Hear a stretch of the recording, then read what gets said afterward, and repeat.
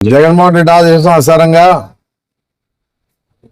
ఈ 2 ఏళ్ల పరిపాలనలో చంద్రబాబు నాయుడు చేసినటువంటి ఇచ్చిన హామీలు ఏ విధంగా కూడా అమలు కాదని చెప్పేసి ఉద్దేశంతోనే జగన్మోహన్ రెడ్డి గారు ఈరోజు 4వ తారీఖు అంటే అధికారం వాళ్ళకి వచ్చింది కాబట్టి ఈ 2 ఏళ్ల పరిపాలన ఏ విధంగా కూడా సహాయ సహకారాలు అందించలేదు కాబట్టి ఇచ్చిన హామీలు నెరవేర్చలేదు కాబట్టి జగన్మోహన్ రెడ్డి గారు కార్యక్రమాలు చేపట్టడం జరిగింది. 4వ తారీఖున 9వ తారీఖున 12వ తారీఖున పెద్ద ఎత్తున ఈ సూపర్ 6 మీద రాష్ట్రంలో జరుగుతున్నటువంటి పరిస్థితుల మీద కూడా ఈ కార్యక్రమాలు చేపడతామని చెప్పేసి చెప్పడం జరుగుతా ఉంది. ఈ కార్యక్రమాలకు కూడా మహిళలు, అభిమానులు, పార్టీ కార్యకర్తలు, నాయకులు, బీసీ, ఎస్సీ, ఎస్టీ, మైనార్టీ సోదరులు అందరూ కూడా ఈ కార్యక్రమానికి వచ్చి విజయవంతం చేస్తున్నటువంటి వీరందరూ కూడా ప్రత్యేకంగా నేను ధన్యవాదాలు తెలియజేస్తా ఉన్నాను.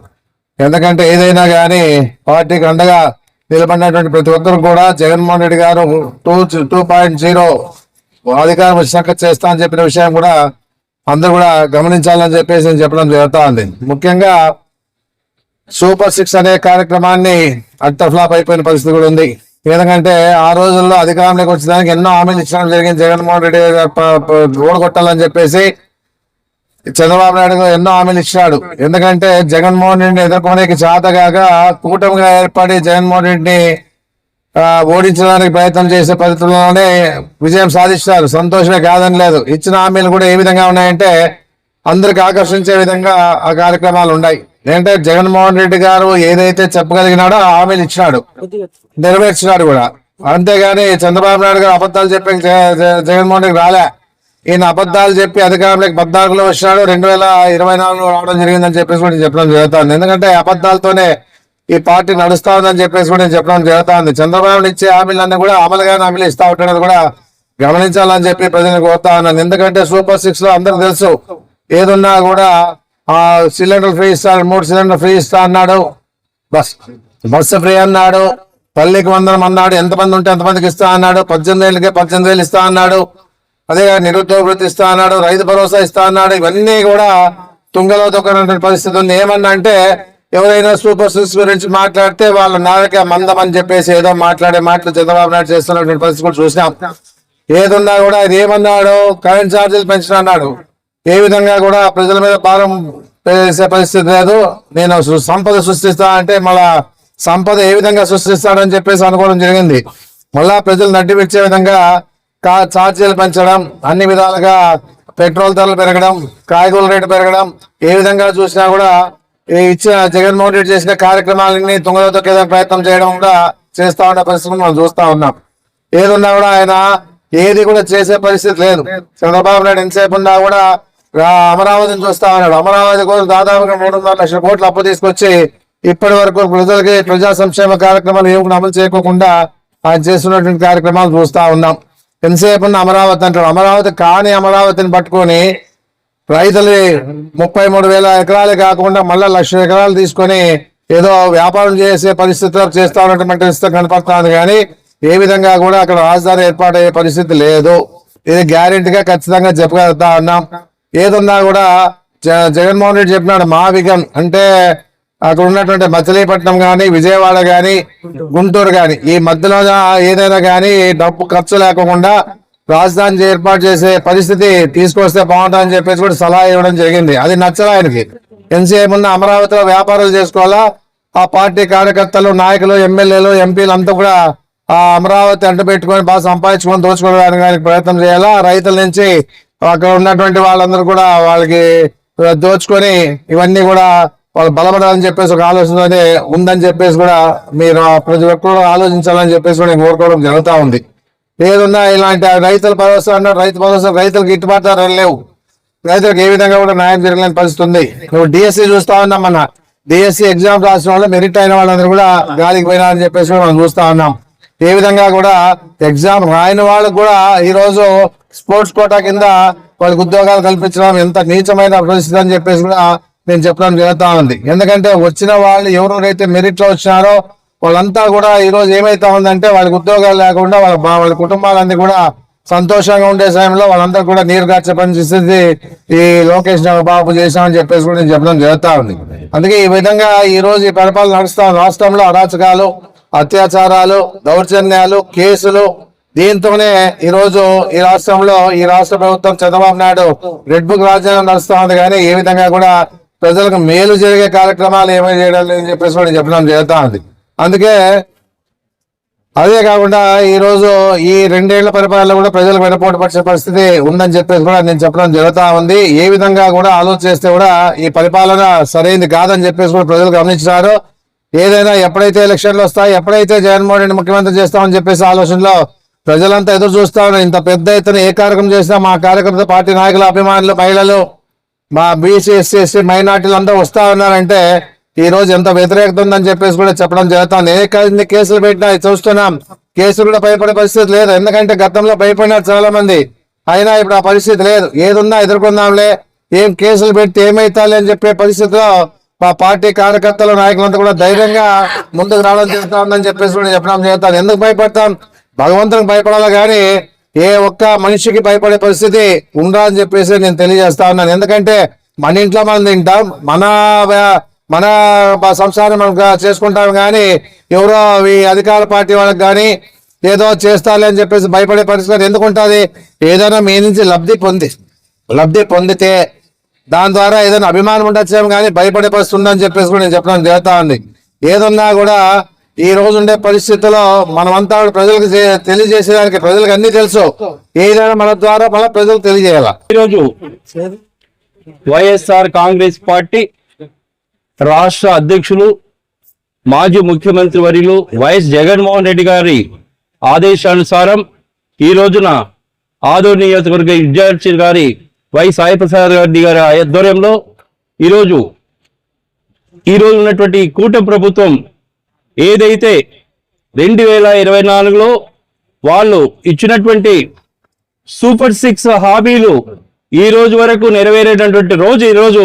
ముఖ్యంగా అంటే 2 ఏళ్లలో వారు ఏదైతే చెప్పారో ఆ రోజున సూపర్ 6, సూపర్ 7 అని ఈ రోజు వరకు కూడా వారు ఇచ్చినటువంటి హామీలు ఒక్కటి నెరవేరలేదని అన్న కోసం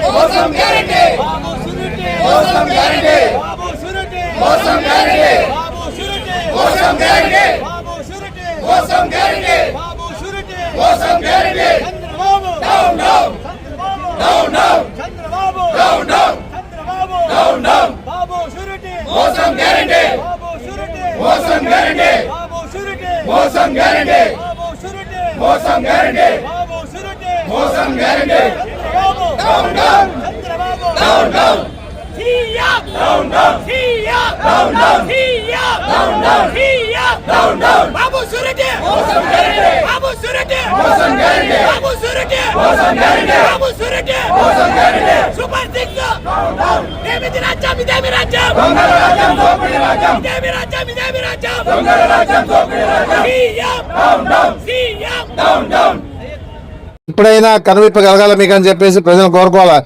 ఎందుకంటే ఇచ్చిన హామీలు గ్యారెంటీగా మార్పు వచ్చిందేమో చంద్రబాబు నాయుడు, అందుకే ఇవన్నీ కూడా సూపర్ 6 ఇస్తాడేమని చెప్పేసి ఆశపడినారు.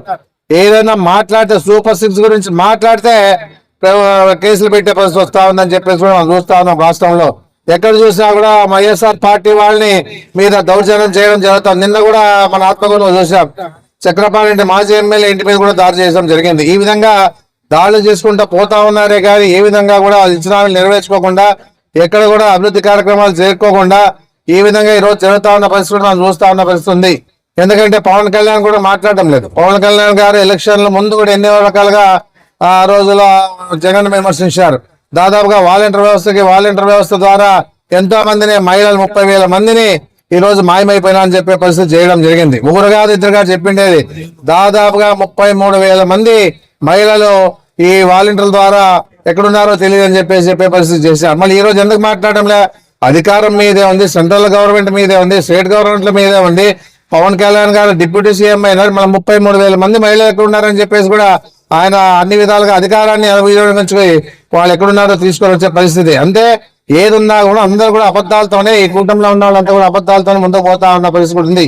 మొన్ననే చూసాం, అమిత్ షా పోయినా అని చెప్పేసి పవన్ కళ్యాణ్ గారు, అక్కడ ఉన్నటువంటి ఆయన ఎమ్మెల్యే మనోహర్ గారు ఇద్దరు పోయి జగన్మోహన్ రెడ్డి గారు లోపల వేయాలని చెప్పేసి చెప్పిన పరిస్థితుల్లోన అమిత్ షా గారు కూడా లాంగ్ టర్మ్ షార్ట్ టర్మ్ అని చెప్పేసి చెప్పడం జరిగింది. అంటే జగన్మోహన్ రెడ్డి మీద ఎంత అభిమానం ఉంటే ఆ విధంగా ఆ రోజు ఆయన మాట్లాడింటాను, అమిత్ షా మాట్లాడింటాను చెప్పేసి కూడా గమనించాలి. అందుకే ఎంతసేపు ఉన్నా జగన్మోహన్ రెడ్డిని ఆ కేసుల్లో ఇరికిచ్చి మళ్ళా ఏమీ లేకపోయినా జైల్లోకి పెట్టాలని చెప్పే ఉద్దేశంతోనే వీళ్ళంతా ప్రయత్నాలు చేస్తాం. ఎందుకంటే ఎదుర్కొనే చేత కాదు. ప్రజాబలం ఉన్నటువంటి వ్యక్తి జగన్మోహన్ రెడ్డి గారు. ప్రజాబలంతోనే ఈరోజు ముందుకు పోతా ఉన్నాం. ఏదున్నా కూడా ఆయన బలాన్ని చూసి ఈ కూటమి ప్రభుత్వం భయపడతా ఉండే పరిస్థితి కూడా ఉంది. రేపు 29లో ఖచ్చితంగా, రేపు 27 పాదయాత్ర చేస్తాడు, 28లోనే 29లో ఎలక్షన్లు వస్తే కూడా ఖచ్చితంగా ప్రజలంతా కూడా జగన్మోహన్ రెడ్డి ముఖ్యమంత్రిగా చేసుకునేది ఉంటుందని చెప్పేసి కూడా నేను చెప్పడం జరుగుతుంది. ఏదున్నా నమ్మినారు, ఇక నమ్మే పరిస్థితి లేదు. ఏదన్నా భవిష్యత్తు అయిపోయింది, చంద్రబాబు నాయుడు భవిష్యత్తు అయిపోయింది, వాళ్ళ పరిస్థితులు ఏమనేది కూడా ప్రజలు తెలిసిపోయారు. కాబట్టి ఈ లోకేష్ ఏదైనా బాగా పనిచేస్తాడని కొంచెం లోకేష్ ఇప్పుడు డిఎస్సీలోనే తెలిసిపోయింది. డిఎస్సీలో ఇంత అన్యాయంగా చేసి ఈ రోజు అన్ని విధాలుగా దండుకోని పరిస్థితి కూడా జరిగిందని చెప్పేసి చెప్పడం జరుగుతుంది. ఏదన్నా కూడా ఎవరు కూడా ఏ విధంగా కూడా వెనకడికి పరిస్థితి లేదు. వైఎస్ఆర్ పార్టీ గ్యారెంటీగా అన్ని విధాలుగా ఇచ్చిన హామీలు నెరవేర్చింది కాబట్టి జగన్మోహన్ రెడ్డిని నమ్ముతారు. ఎందుకంటే ఇది ఈవీఎంల ద్వారా పొరపాటు జరిగిందని చెప్పేసి చెప్పడం జరుగుతా ఉంది. పరకాల ప్రభాకర్ కూడా చెప్పడం జరిగింది, ఈవీఎంల ద్వారానే వీళ్ళంతా డ్రామా ఆడినారని చెప్పేసి. చంద్రబాబు నాయుడు మన అధికారంలో ఉన్నప్పుడు ఎక్కడైనా ఏదైనా కార్యక్రమాలు చేసినంటే లేదు. మన లోకల్ బాడీ ఎలక్షన్లు వచ్చినప్పుడు కానీ ఏదైనా వచ్చినప్పుడు కూడా ఏం చేసినా అంటే లోకల్ బాడీలు కూడా వదిలేసినాడు. ఆయన అంతా ధ్యాస అంతా ఎక్కడ పెట్టినా అంటే ఈవీఎంల మీద పెట్టినాడు. ఈవీఎంలో ఏ విధంగా ఈరోజు ఎలక్షన్లు వస్తే మనం నెగ్గాలని చెప్పేసి ఉద్దేశంతోనే పోరాటం చేసినాడు. కానీ మన మాదిరిగా పోరాటం చేసే పరిస్థితి ఎక్కడా కనపడలే. ఎంతసేపు ఉన్న దొడ్డిదారిని అధికారంలోకి వచ్చే ప్రయత్నం చేశారు కానీ ప్రజాబలంతో అధికారంలోకి రావాలని చెప్పేసి ప్రయత్నం చేయలే. ఏదున్నా కూడా జగన్మోహన్ రెడ్డి మగ రాజశేఖర రెడ్డికి మగాడు పుట్టించాడు, మగాన్ని పుట్టించా అని చెప్పేసి నేను చెప్పడం జరుగుతుంది. ఏదున్నా కూడా ఇంత ధైర్యంగా ఈ రోజు రాష్ట్రంలో ఇన్ని కార్యక్రమాలు చేసుకుంటా పోతా ఉన్నామంటే జగన్మోహన్ రెడ్డి ఉన్నాడు అనేది ఒక ధైర్యం ఉందని చెప్పేసి నేను చెప్పడం జరుగుతా ఉంది.